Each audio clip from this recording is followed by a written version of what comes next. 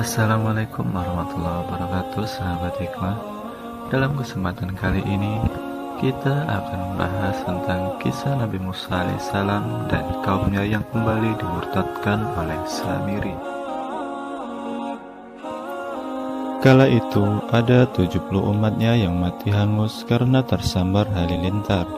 Kemudian, atas doa Nabi Musa alaihissalam serta izin dari Allah Subhanahu wa Ta'ala, mereka pun hidup lagi dan menyatakan taubat. Setelah lolos dari kejaran Raja Fir'aun dengan membelah lautan, umat Nabi Musa alaihissalam menjadi kaum yang taat dan ahli ibadah. Namun, hal itu tidak berlangsung lama. Petaka terjadi ketika Nabi Musa alaihissalam pergi ke Bukit Tursina.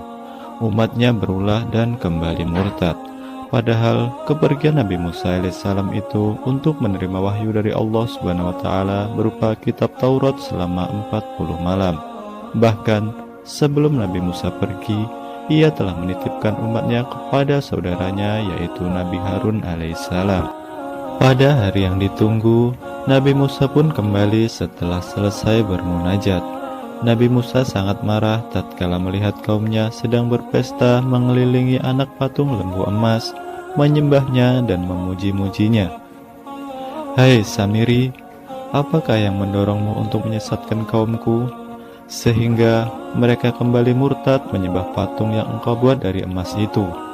Akibat perbuatanmu itu, engkau harus dikucilkan. Ini adalah ganjaranmu di dunia, sedang di akhirat nerakalah tempatmu, dan Tuhanmu yang engkau buat ini akan kami bakar dan campakkan ke dalam laut, ujar Nabi Musa. Kemudian Nabi Musa menasihati kaumnya, akan tetapi kaumnya bukannya bertaubat, kaum tersebut justru memperlihatkan kebodohannya. Mereka terperdaya oleh patung anak lembu yang bisa bersuara.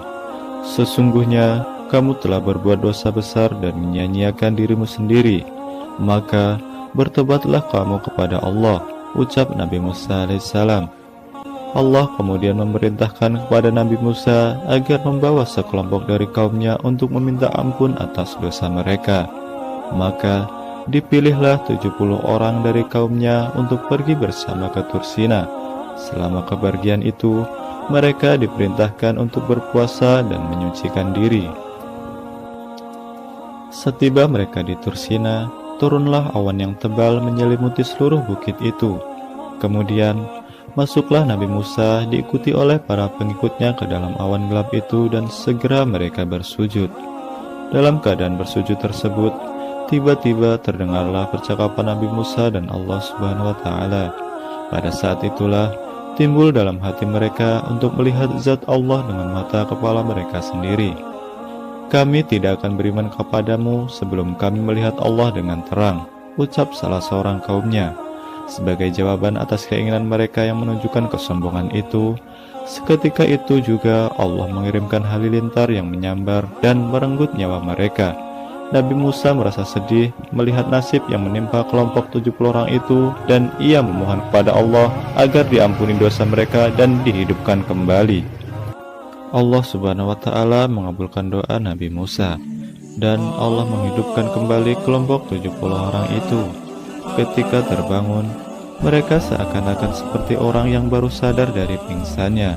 Kemudian, pada kesempatan itu pula, Nabi Musa membayat kaumnya untuk berpegang teguh pada kitab Taurat sebagai pedoman hidup. Demikian kira-kira kisahnya. Wallahu a'lam bishawab. Wassalamualaikum warahmatullahi wabarakatuh.